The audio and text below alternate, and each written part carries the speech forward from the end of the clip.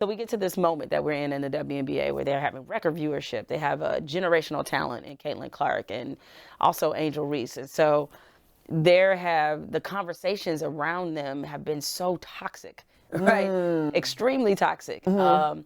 And one of the things that I couldn't help but notice is that now that the popularity had exploded, you suddenly had a lot of male commentators who were offering their opinion.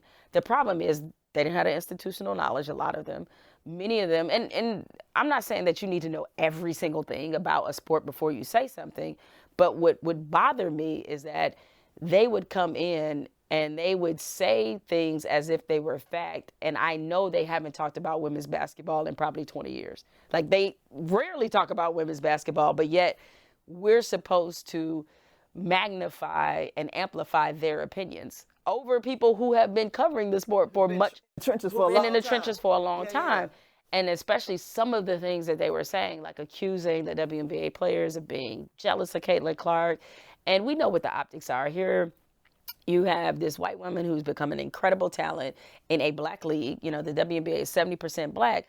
So what was the undercurrent is you got all these sisters hating on this white woman. That has been like the overall banner headline for a lot of the conversations around Caitlin Clark.